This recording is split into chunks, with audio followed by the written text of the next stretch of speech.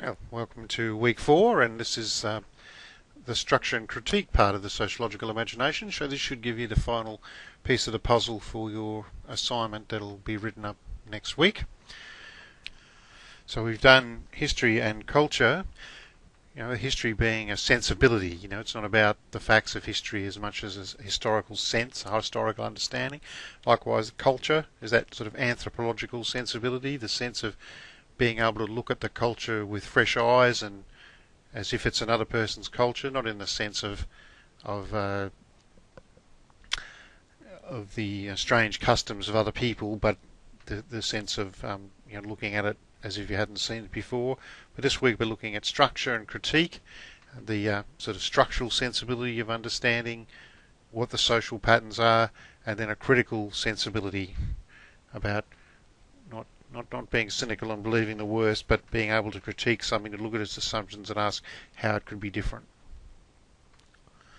I've talked more in this course so far about institutions, and for the purposes of this course I'm thinking of institutions as the visible signs of social order. You can point to families and school and workplaces or prisons and churches as institutions like they have a building.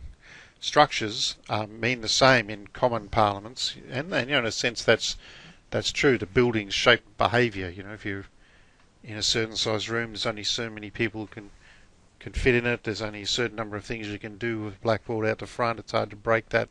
If people are in rows, it's hard for them to talk to each other. So structures of buildings shape what can be done.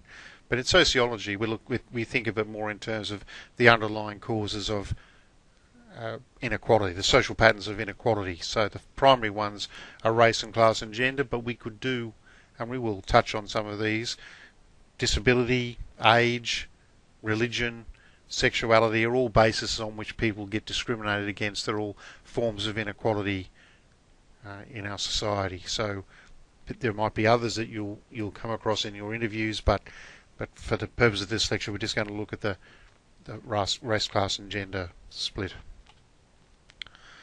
I just wanted to flag about this time in the course too that that reality has layers, that things are not what they appear to be. You've probably got that message, but that means there are also layers in how we explain something. So a description is where most of us operate at, and we have to do that. We have to describe what the patterns are.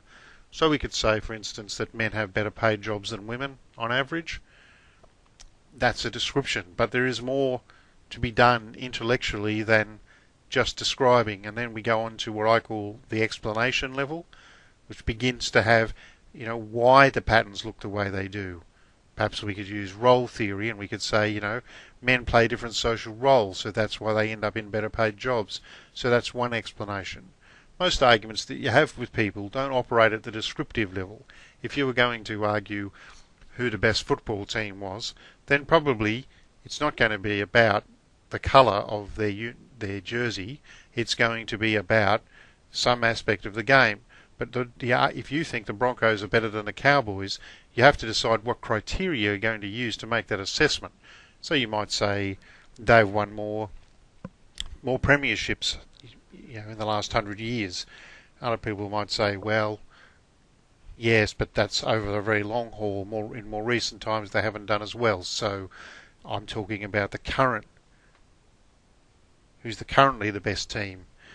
And then even then, how would we decide? We could say who's in the top 5, or are they in the top 5? But you might want to look for other criteria. You might say they've scored more tries. That might be a criteria. They've had more. They're a better defensive team, so they've had less tries scored against them. So all sorts of ways you could make a discussion about who was the best football team, but that's not going to be decided at the descriptive level, because if we could agree at the descriptive level, then there wouldn't be a purpose. If we decided that the team that had the most tries was the best team, then all we need to do is go and find out who's got the most tries, and we don't have an argument then. It normally arguments come about at that deeper level. And then theory, which is one of those terrible sort of words that we throw around, and but the thing to see it is that theory is about generalizing the explanation. How can we look at our explanations and see how we can generalize them, how we can use them in different contexts, how we can explore what assumptions there are, and see if the theory is consistent, see if our ideas are consistent, and that will feed into how we understand how we should explain things, and to some extent it'll tell us about what descriptions are valid, but that's a little bit down the track. So the first axis of inequality that we normally talk about is class. This is probably the least visible and the least talked about aspect of society. People's consciousness about class issues is contradictory, but let's just start with description of the patterns. If we went back to the Human Development Report and looked at the global picture, we'd find that the richest 358 people on the planet their wealth exceeds the combined annual income of countries with 45% of the world's people.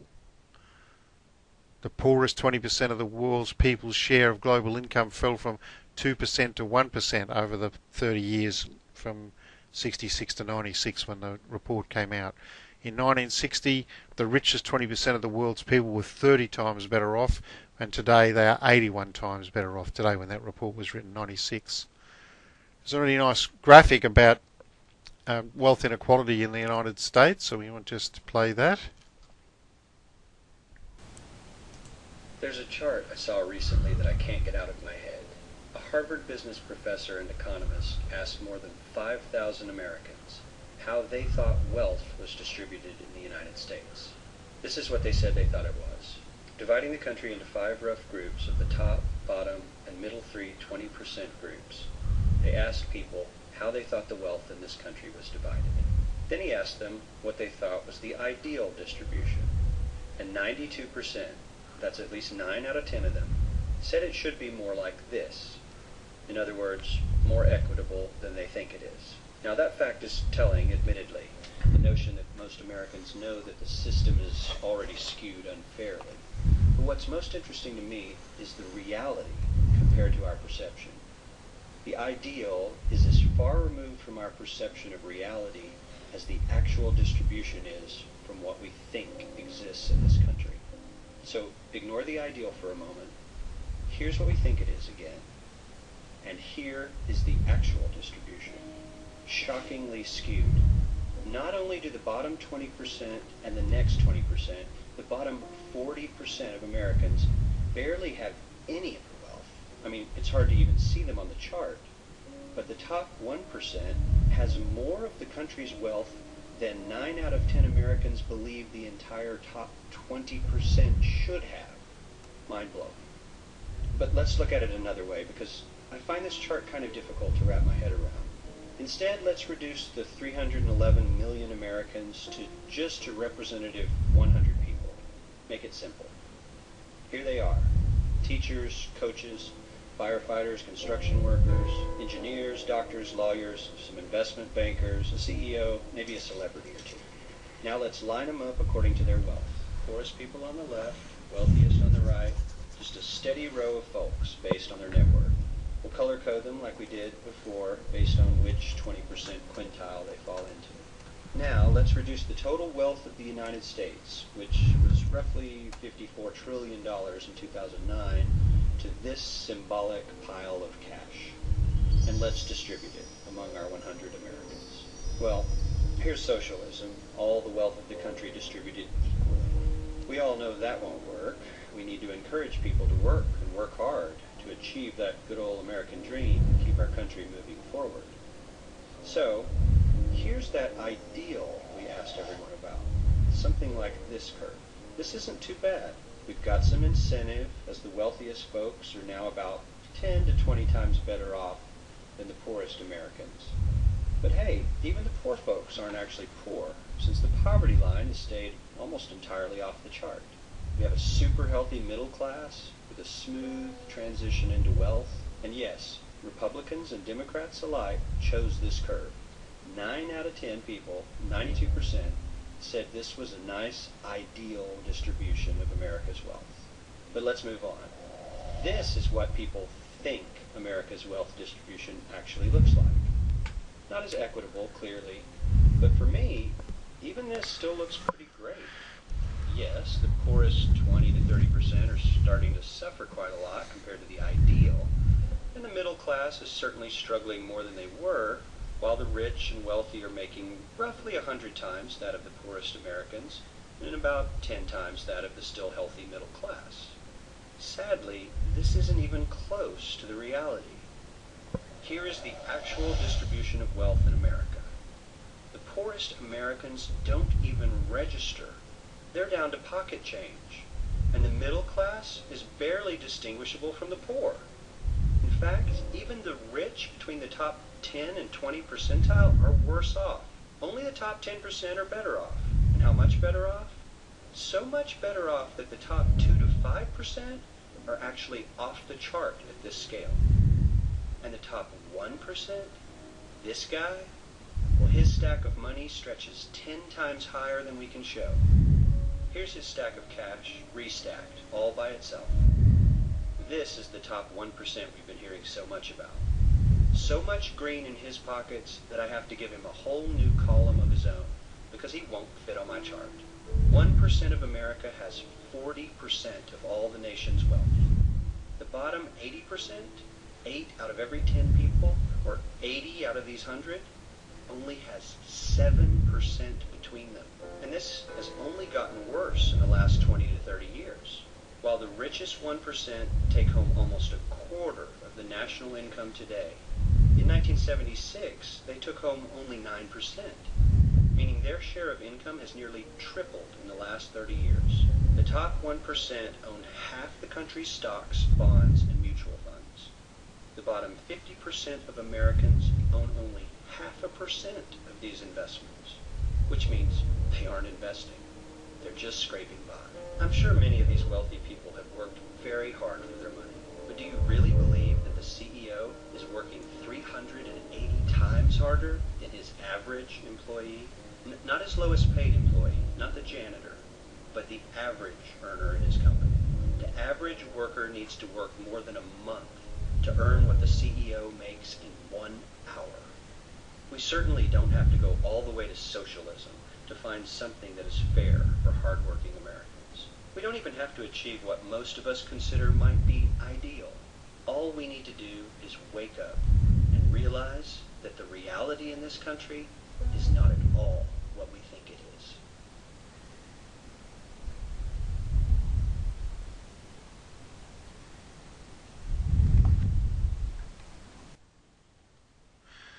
So I guess the question we're all asking then is, how does Australia compare?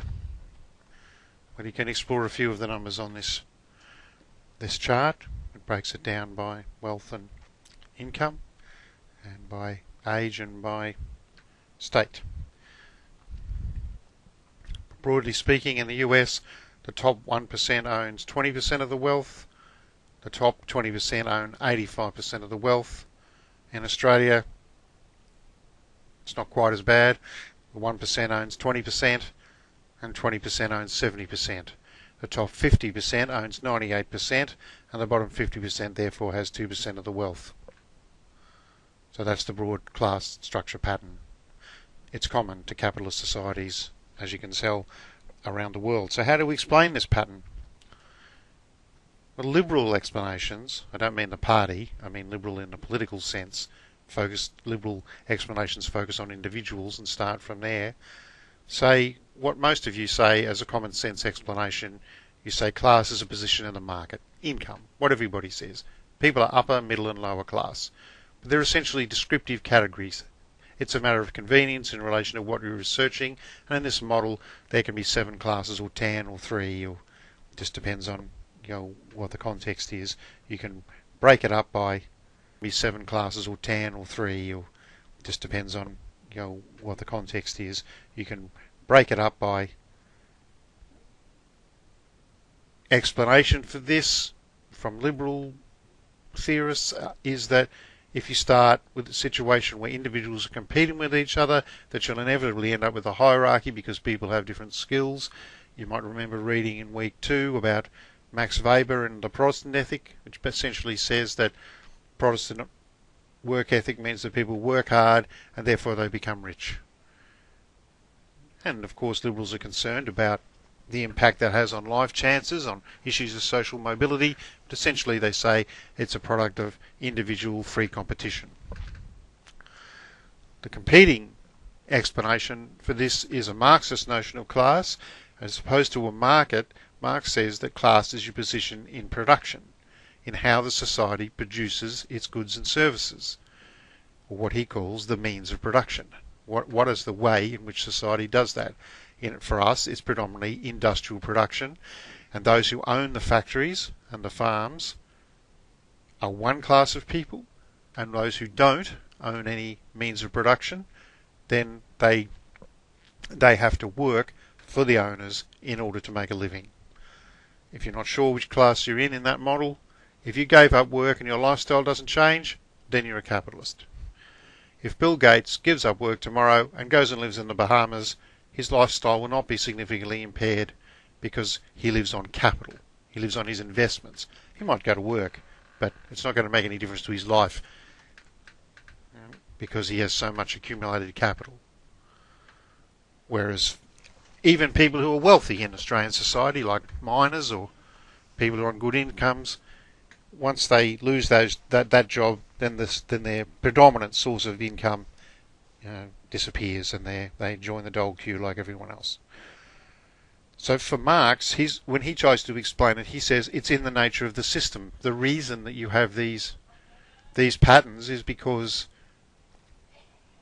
there are social change processes going on, and in those processes you explain it in relation to the broader capitalist system. So he's not interested in just categorising people on the basis of their income and their occupation and their lifestyle, how much they earn, what car they drive. All of those things are common in liberal views of class and common sense notions of class.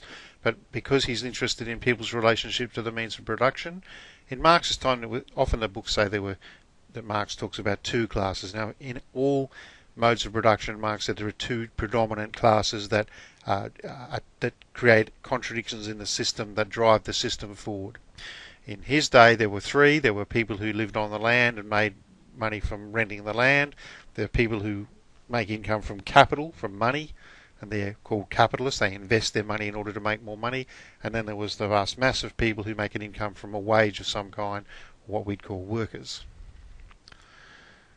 And so Marx understood capitalist societies about relations of exploitation, and the reason the rich get richer and that 1% owns 20% of the wealth is in the dynamics of the system. Workers create more value for the company than they get paid in wages, so wealth accumulates at the top. By definition, you must be being paid less in wages than you contribute in value, or the firm to be going broke. So you agree to work for so many hours a day for a certain wage, but the amount of value that's extracted from you and from your colleagues in the workplace contributes more value to the firm than you get paid in wages. And it's that basic dynamic between wages paid and rates of exploitation that shapes the direction of society. Periodically, the contradictions in the system throw it into crisis. Individual capitalists want to pay as little as possible to maximise their profit, but they also they need the workers as a group, not their own workers, but workers as a class, to consume more. And so there's a contradiction there. You can't ask people to work for less money and get paid and consume more. So what happens is you end up with boom and bust cycles. So while there's money in the system, people are buying stuff, the economy grows, they get paid more, there's more work, the economy grows, but it gets to a certain point where there's not enough money to buy the goods that are being produced. You can inflate that with credit, you can play around with it, but essentially it has to revert to the mean eventually, and the system collapses. We saw that with the global financial crisis. It was a fake inflation through extension of credit to workers and so on, but eventually somebody calls it and says these assets are not really worth what we're claiming, and the whole system deflates. Same in the 1930s Great Depression. Broadly speaking, capitalism requires about a 3% growth rate per annum. So that's exponential. So 3% this year, 3% next year, 3%. So, So, next year it's not just 6%, it's 9% because it's exponential growth. And of course that's not possible on a finite planet. But that's then we can start to talk about um, that basic dynamic that Marx identifies in terms of class, and using that theory start to expand it out to think about how we might think about other issues. And that's how theory works. We start to sort of say, we've got this basic dynamic now, how can we apply it elsewhere? Or does it make sense elsewhere, and maybe the theory needs to be changed, or maybe we need a different theory or something. But in a Marxist theoretical framework or Marxist paradigm, we see that infinite growth as part of what creates the limits on the natural limits of the planet, and what puts pressure on the limits. Marxism doesn't ignore other struggles like women's rights and gay rights and black rights, but it does say you need to bring a class lens to the question, and the way it understands those other struggles for recognition or for rights needs to be seen in the context of capitalism. Of course, a lot has changed since Marx's time. He died in the 1880s. Marx's capitalism, the capitalism of Marx looked a lot more like China does today, with incredible wealth polarised at one end, a state, there was no one had to vote, there was no unions, awards, there has since then as a class of managers has emerged. There are large companies based on shareholding, so it's very different kind of structures. And the revolutions he predicted would happen didn't happen in the first year. He felt that eventually wealth would polarise at one end and poverty at the other, and workers would eventually see that this was unjust and organise to change it, just like they had in the French Revolution in 1789. So he said we need to have another revolution like they did in France. We can then take these changes and think about how they might, maybe they invalidate the theory and we can ditch Marx and find something else, or we can take his ideas, as I think you can, and look at the global financial crisis, look at the global ecological crisis, and say, what does that Marxist lens bring to the story? You can read up on some of the recent work that's been done by Marxists. I recommend that you take the time to do that. I think it makes a lot of sense of how the world works. Eric Olin Wright, he talks about 4 classes. That the owning class is divided into capitalists, big capitalists, and small capitalists, or petty bourgeoisie. That's the French word for capitalist. Small business people and large business people, and then there are workers, people who actually physically produce things, and then there's the class of managers who, essentially white collar and blue collar. So they're involved in production, but not they don't work with their hands. They organise things. Or people like me who work essentially for the state to educate the next generation of workers. And the way to question whether to decide whether Marx is relevant or not is to look at some of the analysis that's been done, and I've put some people in there: David Harvey and Emmanuel Wallerstein, Jason Moore and John Bellamy Foster on ecology, Rick Wolf's recent work on capitalism hits the fan, and the blog Monthly Review on all sorts of issues.